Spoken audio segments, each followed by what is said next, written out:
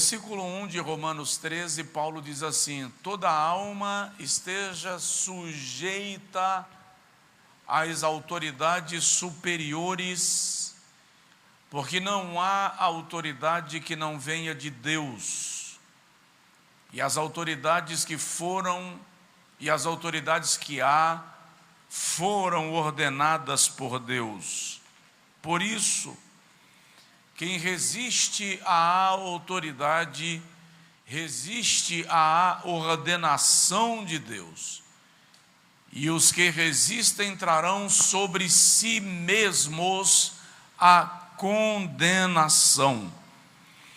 Porque os magistrados não são terror para as boas obras, mas para as más. Queres tu, pois, não temer a autoridade? Faze o bem e terás o louvor dela. Porque ela é ministro de Deus para teu bem. Mas, se fizeres o mal, teme, pois não traz em vão a espada, porque é ministro de Deus e vingador para castigar o que faz o mal. Amém? Queridos, exercer o ministério é uma questão de aptidão, vocação e chamado. Eu até acrescentaria, é uma questão de aptidão, vocação, chamado e propósito. Possivelmente amanhã pela manhã a gente conversa um pouco sobre isto. O que é aptidão, o que é vocação, o que é chamado e qual é o propósito. Só para o irmão ter uma ideia e uma pequena noção, se eu pego a carga de um caminhão e coloco na carroceria de uma caminhonete, provavelmente o sistema de suspensão dela não suporta e a carroceria vai, como a gente diz lá na Bahia, vai cepar. Desce a ponto que não tem como fazer uma viagem segura. Tem muita gente sendo soterrado pelo ministério, não porque não tem chamada, mas porque está na posição errada. Está carregando uma carga para a qual não foi preparado. Liderança por si só é uma posição solitária. Existem decisões que o líder tem que tomar sozinho. E é interessante que, quando dá certo, o mérito é de todos. Quando dá errado, a culpa é de quem lidera. Para os torcedores de futebol, por exemplo, quando o time vai bem na temporada, quem é aplaudido? Atacante, que não perde um gol, zagueiro, que não deixa passar uma bola, goleiro, que é uma parede, todo mundo é aplaudido. Quando o time perde 3 jogos seguidos no campeonato, quem é demitido? O técnico. É o peso de liderar. É o peso de exercer autoridade. E isto requer, obviamente, preparação. Agora, comecei a falar sobre esse assunto com os irmãos ano passado, e eu disse aos irmãos que esse ano a gente continuaria, e aprove a Deus que aqui estamos. O que é a autoridade? De onde vem a autoridade? Qual é a fonte da verdadeira autoridade de um líder? São coisas que nós precisamos pensar. Por outro lado, temos que pensar muito sobre a diferença entre autoridade e autoritarismo. Embora palavras parecidas, elas não são sinônimas. Autoridade é um princípio espiritual. Quando nós observamos a Bíblia Sagrada, nós percebemos que o Senhor é a fonte de toda a autoridade e Ele é quem delega e estabelece autoridade. É uma escola bíblica. Na medida que vou estudando sobre esse assunto, e do ano passado para cá eu estudei um pouco mais, vou aprendendo que todo homem e mulher, por favor, entenda que quando eu falo todo homem, a não ser que eu seja muito específico em situações específicas, eu estou me referindo também às mulheres, todo homem exerce autoridade em alguma área e em algum nível da sua vida. E é no mínimo desaviso achar que porque eu tenho autoridade, aquele que está sob minha autoridade não tenha autoridade nenhuma. Eu corro o risco de migrar para o autoritarismo quando eu penso que a autoridade absoluta repousa sobre mim. Tem alguém aí? Vou dar alguns exemplos. No Evangelho segundo Mateus, capítulo 10, versículo 41 e 42, esse texto eu citei um ano atrás, o Senhor Jesus diz assim: aquele que recebe um profeta na condição de profeta, receberá galardão de profeta. Primeiro nível da autoridade. Depois ele diz: aquele que recebe um justo na condição de justo, receberá galardão de justo. Segundo nível de autoridade. Depois ele diz: em verdade vos digo que quem der um copo de água fresca a um dos meus pequeninos, não deixará de receber o seu galardão. Terceiro nível de autoridade. Diga comigo: a autoridade existe em três níveis. No texto que Jesus menciona, nós temos o primeiro, o segundo e o terceiro nível: profeta, justo, pequenino. Lá em Mateus capítulo 8, chega para Jesus um centurião. O centurião era um delegado, um comandante de um número, de um pelotão entre 100 e 200 homens.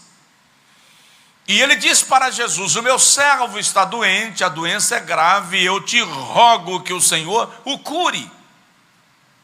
Jesus disse: eu irei e o sararei. Ele disse: não sou digno de que entres na minha casa, mas eu sou autoridade, debaixo de autoridade, e tenho homens abaixo da minha autoridade. Olha os três níveis: eu sou autoridade, debaixo de autoridade, e tenho homens abaixo da minha autoridade.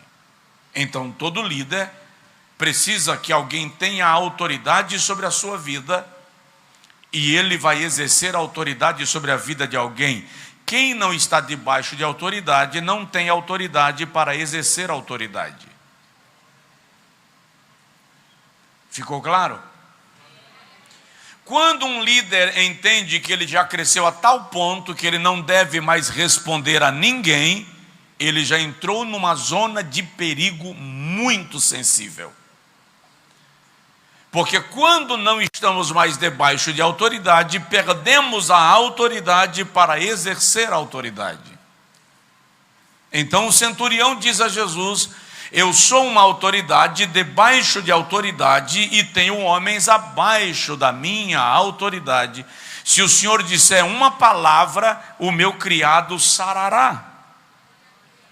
O milagre acontece, a obra é completa, quando nós entendemos que o exercício da autoridade envolve princípios espirituais que incluem os níveis nos quais ela é exercida. O apóstolo Paulo, escrevendo aos Coríntios, na primeira carta, capítulo de número 10, versículo de número 41, diz assim: uma é a glória do sol, primeiro nível de autoridade. Outra é a glória da lua, segundo nível de autoridade. e outra é a glória das estrelas, terceiro nível de autoridade. Aí Paulo diz assim: toda estrela tem a sua glória, e cada estrela difere em glória de outra estrela. Diga comigo: o fato de Deus não me usar como te usa, não significa que Ele não me usa. Ele só usa cada um de nós de maneira diferente, porque cada estrela tem a sua glória. Então algumas pessoas dizem que se você é pastor, mas não é pregador, então você não é pastor. E nem todo pastor é um pregador. Assim como nem todo pregador é um pastor. É preciso ter isso em mente. Na Assembleia de Deus, desculpa eu tocar nesse assunto, que isso mexe numa ferida muito sensível nossa. Eu digo nossa porque eu sou assembleano. Mas na Assembleia de Deus, se a mulher do pastor não for dirigente do círculo de oração, e o filho do pastor não for líder de jovens, líder da banda, já começo a questionar a chamada do pastor. E aí eu digo sempre, interessante isso, a mulher do médico não tem que ser médica. A mulher do juiz não tem que ser juíza, promotora. A mulher do empresário não tem que ser CEO dos negócios do marido, executiva dos negócios do marido. Mas por alguma razão nos convenceram que a mulher do pastor tem que ser ministra. E nós precisamos compreender que é Deus quem dá. É Deus quem dá. Se ela não for a dirigente do círculo de oração, a pregadora do congresso de mulheres, mas ela for a esposa do pastor, a mãe dos seus filhos e a mulher que zela pelo bem-estar da família para que ele exerça o ministério em paz, ela já está cumprindo a sua missão de forma extraordinária. Eu não sei se vai dar tempo entrar nessa seara daqui para amanhã, mas se der tempo a gente vai mexer nisso. Por quê? Porque eu tenho me deparado com mulheres de pastores em crise, principalmente agora que há uma tendência nas igrejas modernas de que a mulher do pastor precisa necessariamente ser a pastora. E eu tenho me deparado com algumas em crise existencial. Por quê? Porque não me prepararam para isto. Mas o fato, presta atenção nisso, o fato de alguém não ser, não significa que não tem autoridade. Porque a autoridade não está relacionada ao título. Qual era o cargo de Moisés no arraial de Israel? Cargo ministerial. Qual era? Arão era o sumo sacerdote, a mais alta autoridade religiosa do Senado, do tabernáculo. Miriam era profetisa. Qual é o título que dá-se a Moisés? Mas qual era a maior autoridade espiritual do arraial de Israel? Era Arão ou Moisés? Moisés. Então nós vivemos uma geração que se apega muito a títulos e pouco a autoridade concedida, e a autoridade quem dá é Deus. Nós temos que entender isso. Mas veja só, uma é a glória do sol. Vamos falar da igreja? E eu vou trazer para cá, tá? Eu não estou falando da autoridade de Cristo, porque Cristo é a fonte de toda a autoridade. Cristo é a fonte suprema de toda a autoridade. A autoridade de Jesus não se cria paralelos para ela em nenhuma instância. A Bíblia diz que o seu nome está acima de todo nome nos céus e na terra. Então não se discute a autoridade de Cristo. Mas trazendo a linguagem de Paulo para nós, presta atenção, uma é a glória do sol. O pastor da igreja é o primeiro nível de autoridade no ambiente da igreja. Outra é a glória da lua. Estamos falando de ministério. outra é a glória das estrelas. Estamos falando da igreja. Se eu falo do ambiente da família, me permita agora apontar a família pastoral, uma é a glória do sol, outra é a glória da lua, a esposa, e outra é a glória das estrelas, os filhos. Quando o marido pensa que porque ele é cabeça, a mulher não tem autoridade nenhuma, ele quebra o princípio de autoridade, porque Deus a colocou para exercer a autoridade na missão para a qual ela foi criada. E é preciso entender isto. Olha o que o salmista diz no Salmo 133. Ó, quão bom e quão suave é que os irmãos vivam em união. É como óleo precioso sobre a cabeça, primeiro nível de autoridade, que desce sobre a barba, segundo nível de autoridade, e que desce a orla das suas vestes, terceiro nível de autoridade. Cabeça, barba, vestes. Se eu estou falando da família, cabeça, barba, os filhos, as vestes. A autoridade está distribuída. E não existe conflito na autoridade, no exercício dela, se cada um de nós entender e cumprir o seu papel. Por exemplo, no casamento, e eu tenho dito sempre às pessoas, o conceito de guerra dos sexos é diabólico. Deus não criou a mulher para ser opositora do homem, nem criou o homem para ser opressor da mulher.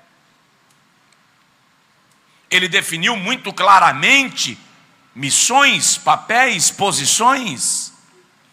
Para quê? Para o cumprimento do seu propósito. Mas vamos lá, uma outra coisa que nós temos que entender sobre autoridade. Tem alguém aí? Diz amém. A palavra autoridade começa com um prefixo. Auto. Todas as vezes que uma palavra aponta para auto, começa com o prefixo auto, ela está dizendo que ela se refere a si mesmo. Portanto, só pode exercer ridade quem tem auto. Vou explicar. Só pode exercer autoridade sobre alguém quem tem autoridade sobre si mesmo. Alguém que não se governa, alguém que não tem domínio sobre si mesmo, alguém que não tem domínio sobre os seus impulsos, sobre o seu temperamento, sobre as suas reações, não está em condição de exercer autoridade sobre alguém. Um homem que exerce autoridade com violência sobre a sua casa, não tem domínio sobre si, portanto não é apto para exercer autoridade sobre a sua casa. Alguma coisa está equivocada. Um pastor que para exercer autoridade precisa tiranizar, perdeu o domínio sobre si mesmo, portanto a sua autoridade para ser exercida sobre outro está comprometida. É isso que nós precisamos entender. Quem tem autoridade não precisa jogar prato na parede para dizer quem manda. Na verdade, quando você precisa jogar prato na parede e bater na mesa para dizer quem manda, parou de mandar, ó. Porque a autoridade não é reivindicada, é reconhecida. Aqueles que estão debaixo de autoridade de alguém reconhecem a autoridade desse alguém. Nós precisamos compreender isto. Agora observe o seguinte: a palavra autoridade na sua semântica vem do latim autoritas, do grego augere. E aqui vai beliscar o coração de alguém. O significado literal da palavra autoridade é fazer crescer. Diga comigo, fazer crescer. Qual é a missão de um líder no exercício de autoridade, seja no ministério, no campo, seara, seja no campo seara no interior, seja na congregação AD Seara? Qual é a missão de um líder sobre os seus liderados? Fazê-los crescer. Quando o líder, em vez de fazer o liderado crescer, o achata, o diminui, trava, bloqueia, sufoca, comprime, ele está exercendo autoritarismo, não autoridade. Tem alguém?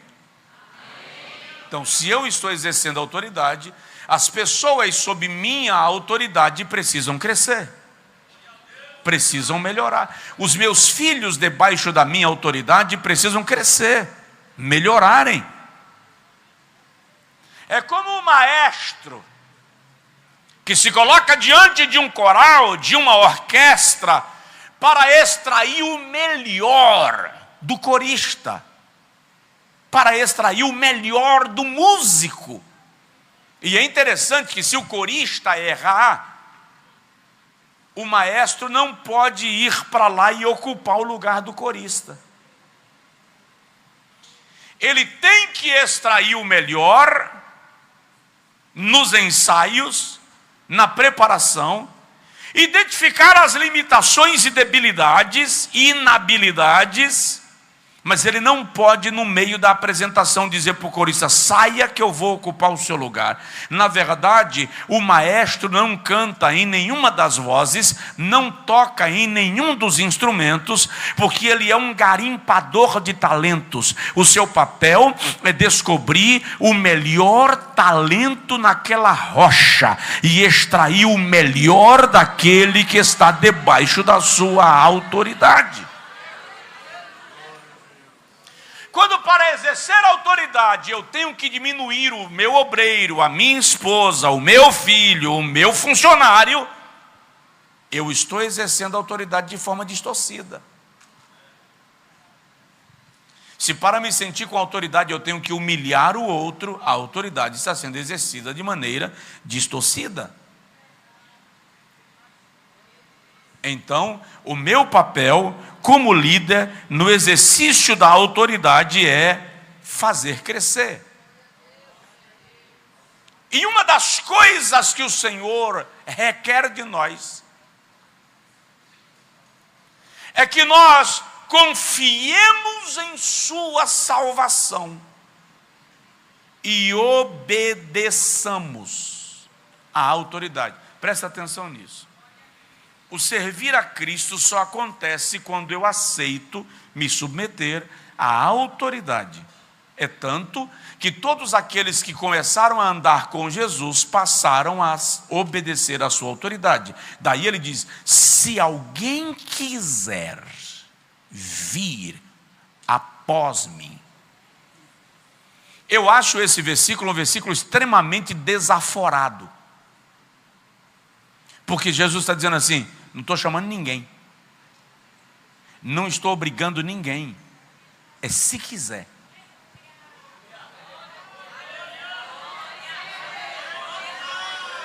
Agora, se quiser vir, venha após.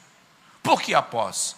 Porque você vai pisar onde eu piso, fazer o que eu faço, sentir o que eu sinto, viver o que eu vivo.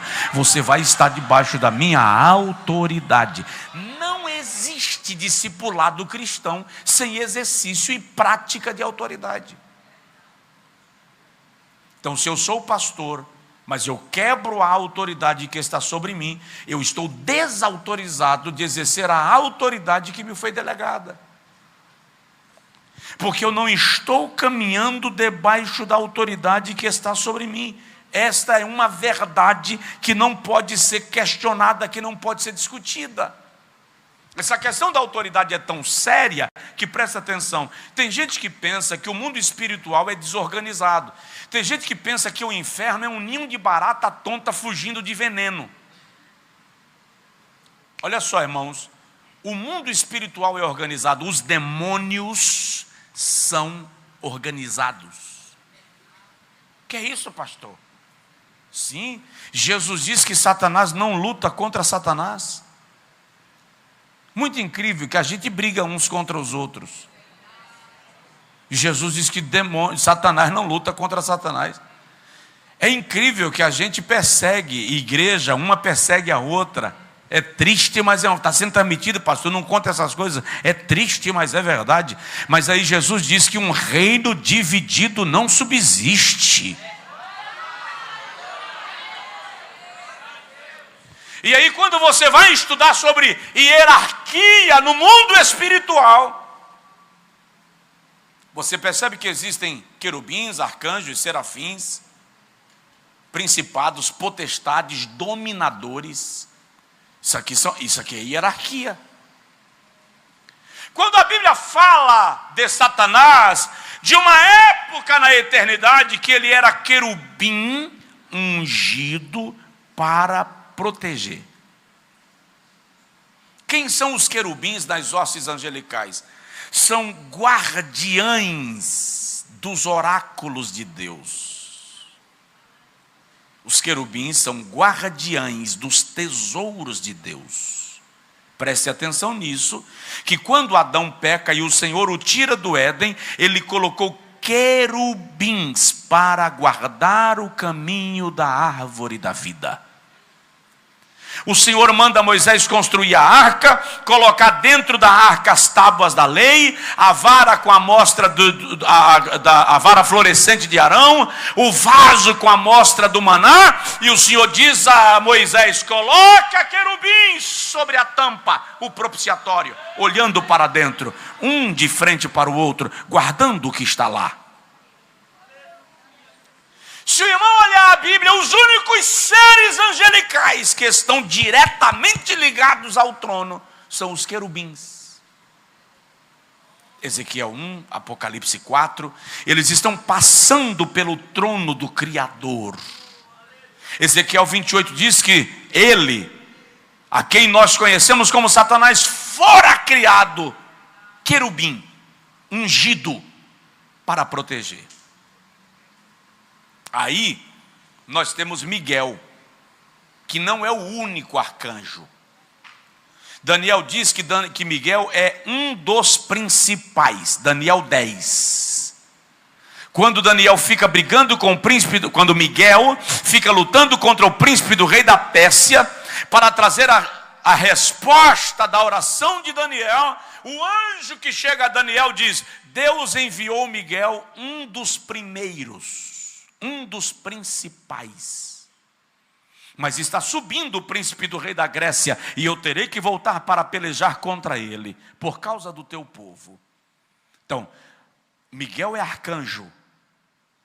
No dia que Satanás se interpôs a Miguel, por causa do corpo de Moisés, Miguel, arcanjo, um dos principais. Diz a epístola de Judas no versículo 9, não ousou dirigir palavra contra Satanás. Isso aqui é questão de hierarquia. Tem militares aqui? Temos aqui. Tem militares aqui. Você não pode esperar que um soldado dê uma reprimenda, uma voz de prisão para um tenente, para um coronel. É questão de hierarquia. Por que o arcanjo Miguel não ousou dirigir palavras contra Satanás? Questão de hierarquia. Ele então diz: o Senhor te repreenda. Porque você é parada para Jesus. Você é assunto para o Todo-Poderoso. Aquele que tem nome sobre todo nome é quem vai resolver contigo na hora certa. Isso é princípio de autoridade. Mas é interessante, eu digo, quando eu estou falando para pregadores, eu digo para eles, o microfone empolga. Esse trem empolga o pregador. E tem hora que o pregador esquece quem ele é. Aí eu vejo pregadores assim: eu desafio Satanás e seus demônios.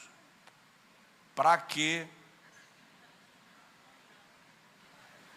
Você cansa, você desanima, você entristece, você envelhece. Satanás continua no seu movimento, porque ele é espírito. Então, clama o sangue de Jesus e fica debaixo da proteção de Deus. Diz aí para o estudante da Bíblia que está do seu lado: fica debaixo da proteção de Deus.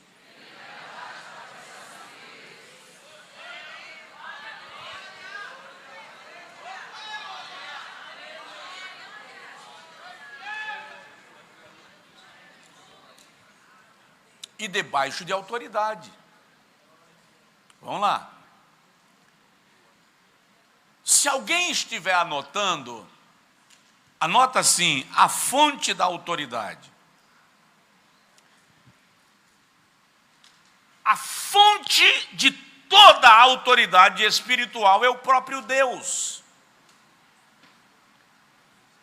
Pilatos olha para Jesus uma certa feita, e Pilatos disse assim, João 19:10: tu sabias que eu tenho poder para te condenar e para te livrar da morte? Eu imagino Jesus olhando para Pilatos dizendo assim: como é? Que? Nenhuma autoridade tu terias se não te tivesse sido concedida pelo meu Pai que está nos céus. Ele é a fonte, Ele é a base.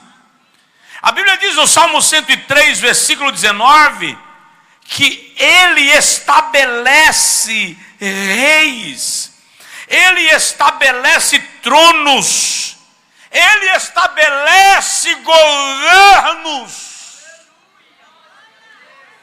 É Ele quem estabelece. O escritor da Epístola aos Hebreus, no capítulo 1, versículo 3, diz que o Senhor sustenta todas as coisas pela palavra da sua autoridade. Imagine que isso aqui é o planeta Terra, mas não tem uma mão embaixo. Está solto no espaço e não cai.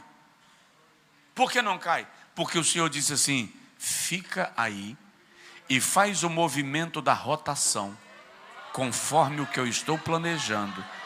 Gera tempos e estações, dia e noite, outono, verão, primavera e inverno, só pelo poder da palavra, a autoridade da sua palavra.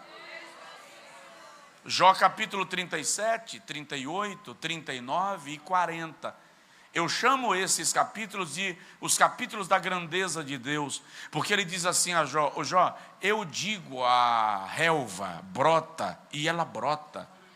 E eu digo para ela, murcha, e ela murcha. Jó, eu chamo os raios pelos nomes. Eles se apresentam a mim e dizem-lhes: eis-nos aqui.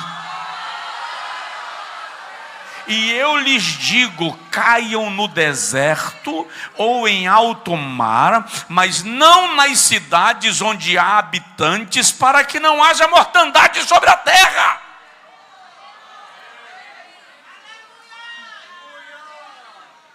A ciência diz que milhares de raios passam pela nossa atmosfera todos os dias, mas eles não caem no meio de Recife. Eles não caem em Jaboatão dos Guararapes. É muito raro você ouvir dizer que um raio caiu em algum lugar, matou uma vaca, por exemplo. Mas se eles caíssem todos na velocidade que eles vêm, no meio da cidade, nós teríamos destruição e catástrofe. Por que não cai aqui? porque o Senhor diz: caiam em alto mar, caiam no deserto, porque no meio da cidade eu tenho gente que eu quero preservar. É a palavra da sua autoridade quem determina isso. Ele diz assim: ô Jó, eu digo aos rios, venham, e eles saem das rochas. E eu lhes digo, parem, e eles congelam pelo sopro da minha boca.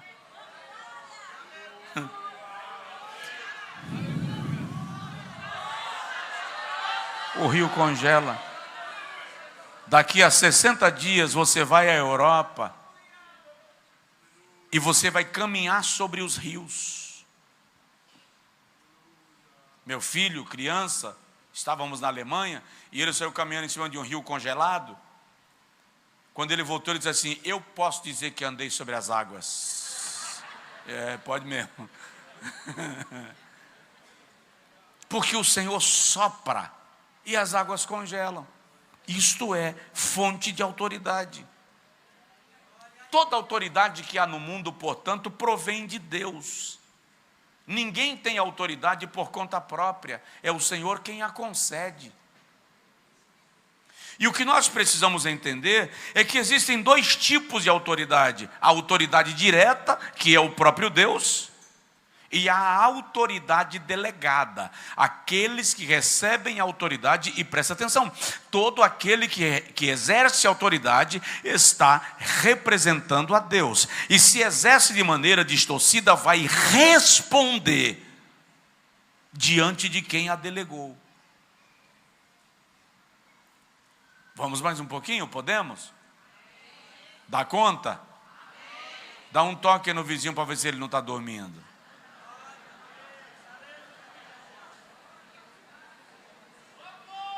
É preciso que nós entendamos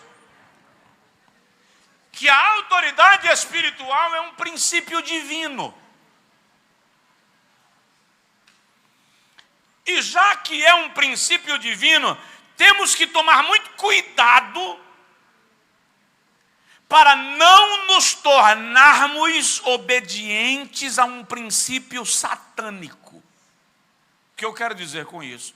Se a autoridade espiritual é um princípio divino, quando eu saio quebrando a autoridade, eu estou andando debaixo do princípio de Satanás. Se você estiver anotando, você vai anotar duas palavras: ortodoxia e ortopraxia. O que é ortodoxia? Ensino, doutrina. Está relacionada à pedagogia, aquilo que é ensinado. O que é ortopraxia? A prática.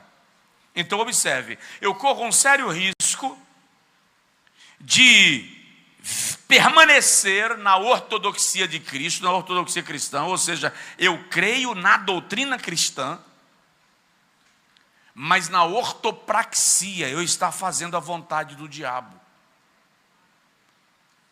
Eu acredito que é verdade, que é um princípio fundamental, mas na hora de colocar em exercício, eu faço o inverso.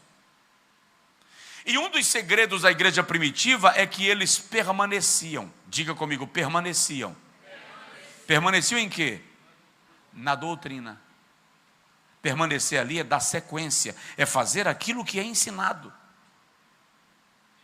Alguém me disse outro dia que Deus não faz mais milagres porque nós não temos fé. Deixa eu ver se é verdade. Quantos aqui acreditam que Deus cura paralíticos ainda hoje? Levanta a mão. Então não é falta de fé.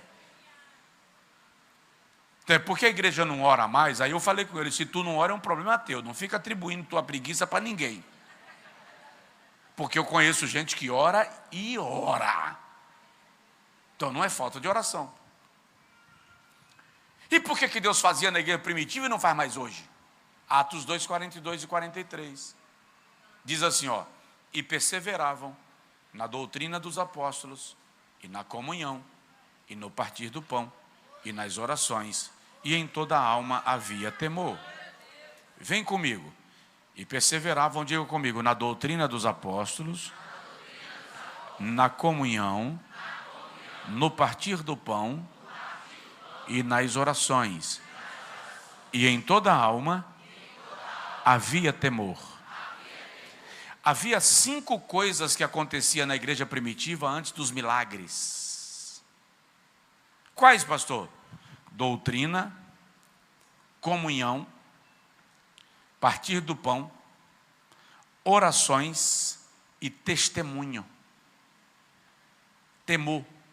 Aí o texto diz assim: e muitos sinais e prodígios eram feitos através dos apóstolos. Os sinais não eram resultado isolado da fé ou de muita oração. Era o resultado de um conjunto de princípios postos em evidência que revelam o quanto aquela igreja valorizava a autoridade apostólica. E eu devo te lembrar que Satanás não tem medo do quanto eu prego a palavra de Cristo. Satanás tem medo do quanto eu me submeto à palavra de Cristo. Vou repetir. Satanás não tem medo do quanto eu prego a palavra de Cristo. Satanás tem medo do quanto eu me submeto à palavra de Cristo. E isto é uma questão de autoridade. Tem uns camaradas que vão chegar para Jesus e vão dizer assim: eu curei em teu nome, falei em línguas em teu nome, expulsei demônios em teu nome. E Jesus vai olhar para eles e dizer: não sei quem são vocês. Aí, se você continuar o texto, ele deixa muito claro que o seu compromisso é com aqueles que obedecem, que observam, que ouvem, que se submetem à sua palavra. Isto é um princípio espiritual, princípio divino. Então, não é possível a igreja dizer: eu vivo na doutrina de Cristo, e quebra a autoridade e não se submete. E nós brasileiros, nós temos a mania de quebrar princípios por cultura. Por cultura. Nós esculhambamos os nossos governantes, nós desrespeitamos os nossos governantes, e se a gente não gostar deles, então, e a gente vai chegar lá, porque quando se fala de se submeter à autoridade, nós precisamos entender que o Senhor delega a autoridade sobre governos. Afinal de contas, é Ele quem estabelece e remove reis. Ele estabelece e remove reis. Alguém me entendeu? Diga amém. É Ele quem faz.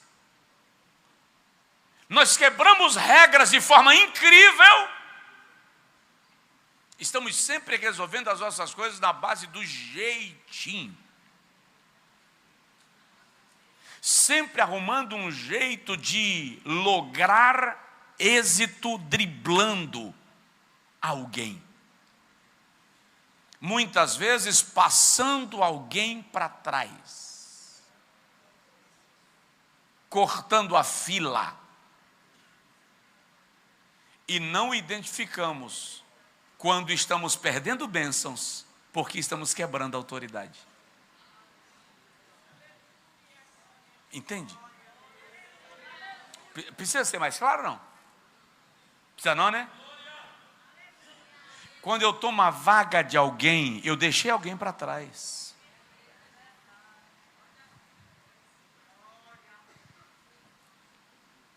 Quando eu amasso o carro de alguém no estacionamento e vou embora, porque o dono não viu, eu estou deixando alguém para trás. Quando alguém me devolve o troco errado, eu percebo e não restituo, eu estou quebrando o princípio de autoridade.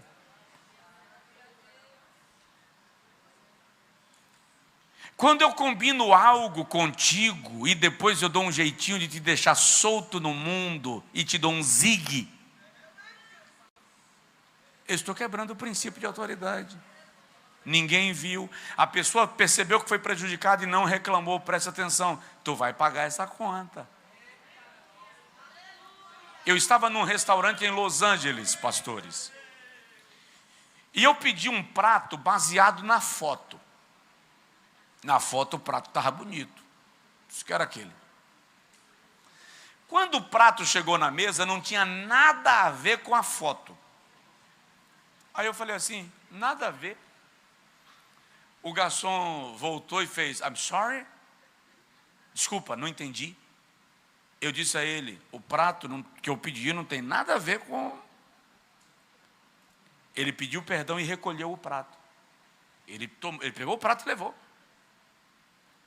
E trouxe outro prato, 15, 20 minutos depois. Não estava igual a foto, porque afinal de contas, no forno não tem Photoshop, né?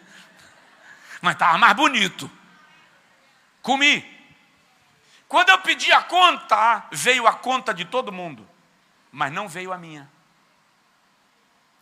Aí eu perguntei, por quê? O pastor me disse, na cultura americana, se você reclama e você tem razão, ele está se retratando. Se você reclama e você não tem razão, fica por conta da tua consciência. Comprei um passe de transporte em Genebra para sair do hotel e caminhar e passear. E eu passei o dia inteiro com aquele passe, é assim que funciona o sistema de transporte lá. Mas ninguém veio averiguar se cada ônibus que eu entrei ou saí, eu tinha o passe. Chegou um momento que eu perguntei para o motorista, ninguém averigua? Ninguém confere? Ele disse, não, por quê? Porque eu queria entender, porque ninguém conferiu. Ele disse, confiamos na sua consciência.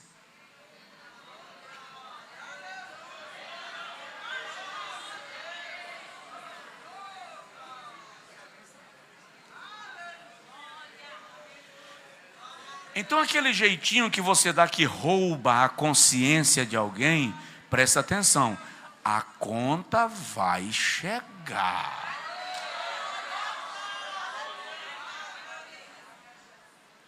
Porque você está quebrando o princípio de autoridade. Ai, bendita transmissão, se tu não estivesse transmitindo, eu ia dizer um negócio.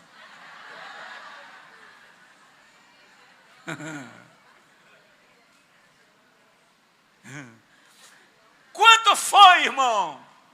Relatório. Eu vou arrumar um jeito de falar um negócio aqui. Quanto foi o milheiro de bloco? Foi 5 mil, o cara foi 10, está aqui o recibo. Para ter 5 de sobra. Quando foi a diária do hotel? 300, foi 150. Você está quebrando o princípio de autoridade, irmão. Presta atenção, Deus não precisa prejudicar ninguém para te abençoar. Deus nunca vai te dar uma bênção que se origina numa atitude de maldição. Nós precisamos romper esse princípio maligno que está entranhado na nossa cultura. Deixa o mundo fazer o que quiser, porque o mundo é mundo, mas nós somos igreja comprada, lavada, remida no sangue de Jesus Cristo. Aleluia!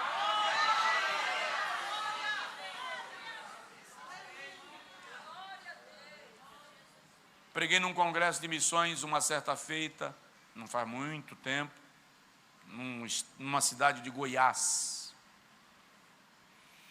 Foi uma manhã, sabe aquela manhã fora da curva? Que Deus olha para você e diz assim, negão, vou te usar hoje. E usou.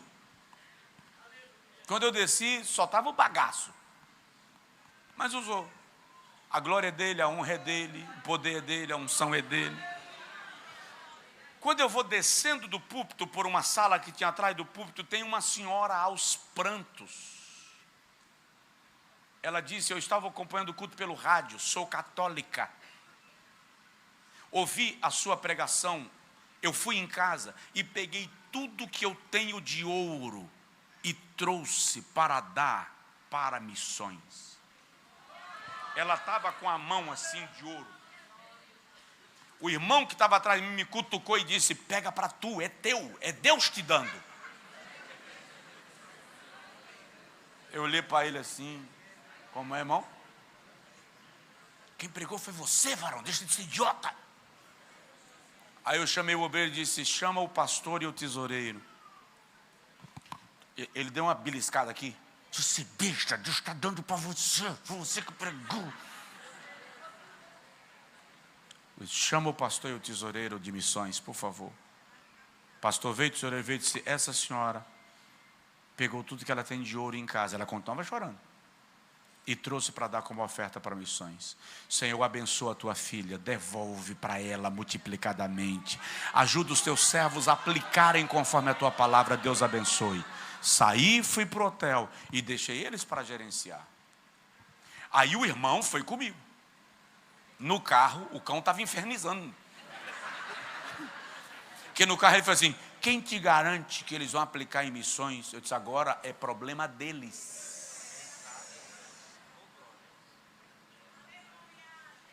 Agora é problema deles. Porque, irmão, não tem um dinheiro aqui. Quem tem aí 50 conto? Aleluia! Oh, glória! Muito bem. Você pega 100 reais. De quem é esses 100 reais? Do pastor Hélio. Ok, muito obrigado. Pastor Hélio. Aí o pastor Hélio chegou e entregou para mim. Ok? Eu tenho um gerente, um gestor. Se o meu gestor usar isso aqui para bagunçar, ele vai responder a mim ou ao pastor Hélio? A mim, porque o pastor Hélio me deu. Agora é meu. Então presta atenção, eu pego uma oferta, meus dízimos, e trago ao altar. Eu estou entregando para quem? Para Deus. Aí o camarada resolve bagunçar. Vai responder diante de quem? É isso aí que tem gente esquecendo. Obrigado, pastor. É isso aí que tem gente esquecendo. Aí quando começa a empenar, entornar o caldo, como dizem, não sabe por quê. Porque o princípio divino está sendo quebrado da maneira mais irresponsável. E Jeová olhando e dizendo: vai chegar o momento que a gente vai sentar para conversar. Vamos lá. Qual é a maior das exigências de Deus para conosco? A maior exigência que Deus faz ao homem é que se obedeça à autoridade da sua palavra. Sem obediência à autoridade da palavra, não adianta pregar, servir, profetizar, falar em línguas. É desobediente. Não está debaixo de autoridade. Preste atenção numa coisa. Eu já vi alguém falando que o reinado de Saul não foi da vontade de Deus. Preste atenção. Foi Deus quem apontou Saul. 1 Samuel, capítulo de número 8, o Senhor diz a Samuel: amanhã, a esta hora, chegará na tua porta alguém procurando as jumentas do teu pai. A este eu escolhi para que reine sobre Israel. No capítulo 9, Saul chega para consultar o profeta sobre as jumentas do seu pai. E a Bíblia diz que Saul era um homem destacado, de estatura elevada, e se sobressaía. Se você olhar a descrição que a Bíblia faz de Saul, lembra a descrição que posteriormente a Bíblia vai fazer de Absalão. Porém, no capítulo 13, Saul comete o primeiro equívoco. Samuel está lá na reunião dos profetas e Saul está aqui querendo oferecer sacrifícios. Ele percebe que Samuel demorou, e o que Saul faz? Ele mesmo oferece sacrifício. Qual foi o pecado de Saul ali? Quebrou o princípio da autoridade. Ele era rei, não sacerdote. Quando ele quebrou o princípio da autoridade, o profeta chega e diz assim: o Senhor hoje teria aprovado o teu reino, mas porquanto agistes neciamente, loucamente, o Senhor reprova hoje o teu reino e te rejeita para que reines sobre Israel. Mas você vai perceber no capítulo 16, versículo 1, que apesar de Samuel entregar a mensagem a Saul, conforme Deus lhe ordenara, Samuel está intercedendo por Saul diante de Deus. Ele está dizendo: Senhor, dá uma segunda chance para o cara. Estava desesperado, é novo, é imaturo. Aí Deus diz assim: tá, Samuel, manda Saul ir guerrear contra os amalequitas. E diz para Saul que eu não quero nada de Ameleque, porque no dia que o meu povo estava saindo do Egito, ele atacou o meu povo pelas costas. Então eu não quero nada, destrói tudo, extermina, porque lá tudo está debaixo de maldição. Saul vai. Quando Saul volta, ele diz a Samuel: está aqui, fiz tudo conforme o Senhor ordenou. Olha a fala. Fiz tudo conforme o Senhor ordenou. Samuel pergunta: e que barulho é este de ovelhas e de mugido de vacas? Aí Saul diz: eu tive uma ideia.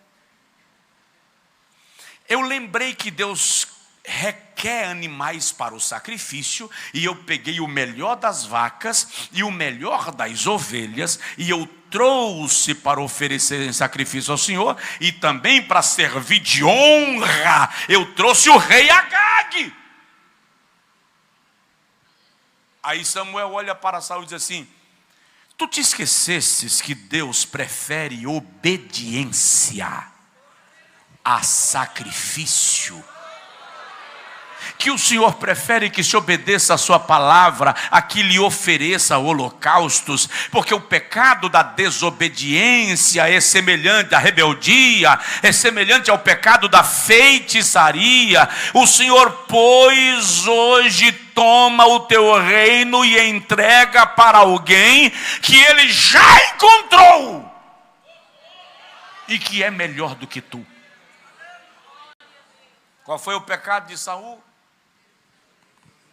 Quebrou o princípio de autoridade. Por que muitos ministérios estão se perdendo? Porque saem de debaixo do princípio da autoridade. Porque não respeitam a autoridade. Irmão, presta atenção. Ló nunca teria ficado pobre e destruído se tivesse sido inteligente.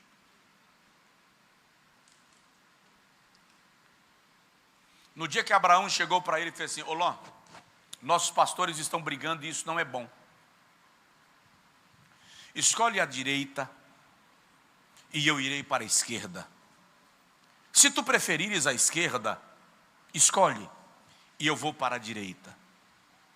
Ló olhou para a campina do Jordão, onde estavam as cidades circunvizinhas, e Sodoma e Gomorra, região próspera e rica, e disse: é para lá que eu vou. Se Ló fosse inteligente, ele teria dito: ô tio, vou não. Eu não vou não, porque meu rebanho está crescendo, porque está debaixo do teu. Eu só estou prosperando porque estou debaixo da tua bênção. Ô tiozão, faz o seguinte: fica com tudo para o senhor, que eu vou ficar aqui mesmo, guardado debaixo da sombra da tua promessa. Irmão, Abraão era inteligente, era um extremo, um exímio administrador. Ele não teria deixado Ló pobre. Pode prestar atenção que Abraão, antes de morrer, chama Isaque e Ismael e reparte os bens. Chama os filhos que ele teve com Quetura e dá propriedades para eles. E a Bíblia diz que Abraão deu aos filhos de Quetura propriedades longe de Isaque, para que eles não se tornassem inimigos de Isaque. Ló não confiou nisso, não entendeu. Foi para Campina do Jordão. Qual foi o resultado? Não valorizou a autoridade. Chegou um obreiro lá na minha sala, e eu já vou concluir. E se Jesus não voltar hoje à noite, amanhã tem mais. E se Jesus voltar hoje à noite, amanhã eu não venho. Quem vem diz amém. Ó.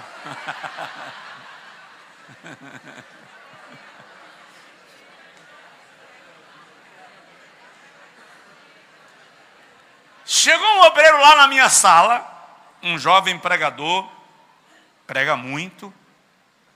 Ele estava chateado com o pastor dele, e ele resmungava, e esbravejava, e que não ia ficar sob a autoridade daquele pastor, e tal. Na medida que ele cafangava, eu levantei. Aqui em Pernambuco, vocês conhecem a palavra cascudo? Ele estava sentado, eu fiquei em pé, portanto eu fiquei mais alto do que ele, e eu dei um cascudo. Dói. E ele é todo charmoso, assim, com o cabelo dele, uma sanha, nem parece o cabelo do 007. Cai do avião dentro d'água e sai com o cabelo penteado. Aí ele levantou, passando a mão na cabeça assim: que é isso, pastorzão? Oxe, pastorzão, não entendi, pastorzão. Eu vim pedir conselho, o senhor me bate? Eu disse: senta. Entendi nada. Quando ele sentou, eu coloquei a mão na cabeça dele, como se eu fosse fazer um carinho, porque afinal de contas eu machuquei. Quando eu coloquei a mão na cabeça dele, eu dei outro. Só que agora eu dei sobre a minha mão. Ele sentiu o impacto, mas não sentiu a dor. Ele: de novo, pastorzão? Eu disse: qual doeu mais? O primeiro ou o segundo? O primeiro? Mas o segundo deveria doer mais, porque o primeiro você recebeu sem nenhuma proteção e a cabeça já estava sensível. Então o segundo era para doer ainda mais do que o primeiro. Afinal de contas já está machucado. Sabe por que não doeu mais do que o primeiro? Porque a minha mão estava sobre a tua cabeça. Estar debaixo de autoridade é isso. Você até sente o impacto das pancadas, mas a mão que está sobre a tua cabeça é quem sente a dor, é um para-raio, é uma proteção. Está debaixo de autoridade, está dentro de um campo de força que te blinda de situações que você não está pronto para suportar, mas a autoridade amortiza para te proteger. Você me entendeu? Diga amém. Então, é Deus quem coloca autoridades sobre nós. É claro, e na próxima a gente fala sobre isso, quem exerce a autoridade tem que ter o exímio cuidado para não migrar para o autoritarismo. Porque senão você mesmo terá que responder diante de Deus por ter ido além da conta no exercício da autoridade. Porque a autoridade é delegada pelo Senhor, é Ele quem dá. Então a autoridade que está sobre o pastor, o Senhor concedeu. Quando eu desrespeito esta autoridade, eu estou quebrando a autoridade de Deus porque ele é representante dessa autoridade. Mas isso vale para o fato de que eu, como esposo, tenho autoridade e, portanto, sou cabeça lá em casa. E a minha esposa deve respeito a esta autoridade que Deus me deu.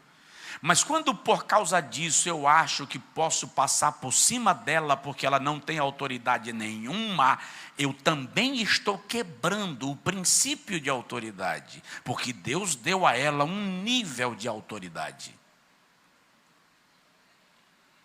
É isso que nós precisamos compreender e desenhar. Porque do contrário, nós vamos pensar que a igreja, que a família, que a empresa é um ambiente de opressão. E a autoridade não foi dada para oprimir, muito pelo contrário, a autoridade foi dada para proteger. Eu vou repetir, a autoridade foi dada para proteger. Vou dar uma deixa, uma canja, para você entender o que vem. Quando Deus cria o homem, Ele dá ao homem 3 missões. Quantas? 3. Plantar, guardar e dominar. Qual é a missão do homem? Plantar. Prover. Vai lá, plantar, que é prover. Guardar, que é proteger. E dominar, que é gerenciar. Governança. Seu papel é de governança. Então o homem tem a missão de prover, proteger, governar. Nesse papel de proteger, pode analisar, por exemplo, que o seu marido, quando chega num restaurante, normalmente é automático, ele não senta de costas para a porta. Ele senta de frente para a porta. Isso aqui é antropológico, isso está dentro dele, porque ele foi criado com a missão de proteger. Ele tem que ser o primeiro que vê o perigo, para sair em direção ao perigo e proteger a sua mulher e os seus filhos. Isso aqui é exercício de autoridade. Mas Deus olha para o homem plantando, guardando e gerenciando a criação. E enquanto o homem está fazendo tudo isso, Jeová diz assim: não é bom que ele fique só. Por quê? Porque ele foi criado para o foco. Qual é o foco? Plantar, guardar, governar. Mas é preciso que seja perto dele alguém que perceba detalhes. Far-lhe-ei uma adjutora, uma auxiliadora que lhe seja idônea. Idônea ali é compatível, que tenha elementos que ele não tem, para completar, para ampliar o seu leque de governança. Entende? Então, por exemplo, o homem vê a onça, mas não vê a jararaca. Eu estava na Flórida e parei num daqueles canais lá de irrigação, porque eu vi um crocodilo do outro lado do canal. E era um baita de um crocodilo, dava uma farofa. Brincadeira. Fiquei olhando para o crocodilo e tirando foto. Aí um guarda ambiental parou. E disse assim: é exatamente essa a estratégia. Eu disse: como? Ele disse: você está tão atento ao crocodilo do outro lado, que você não está vendo que está a 5 metros de você. Quando eu olhei, tinha um mesmo ali, a 5, 10 metros de mim. Ele disse: a estratégia é você ficar atento ao de lá, o de cá te joga na água, e depois descem os dois para o almoço. Aí ele disse: a mesma estratégia vale de lá para cá. Alguém que estiver do lado de lá vai ficar tão atento ao de cá, que não vai perceber o que está lá. Deus, sabendo disso, disse: enquanto ele planta, guarda e governa, eu preciso que esteja perto dele alguém que fique observando para os detalhes em torno dele, detalhes que ele não foi feito para enxergar. Far-lhe-ei uma adjutora. Isso aqui está no campo da autoridade. Porque elas foram criadas com uma capacidade incrível de ouvir o que não foi dito, ler o que não foi escrito.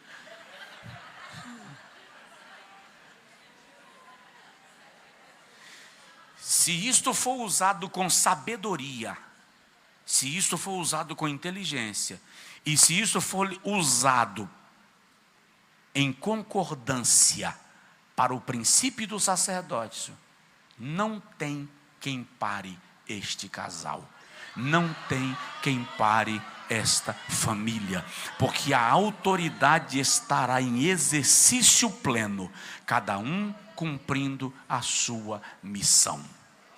Diga amém.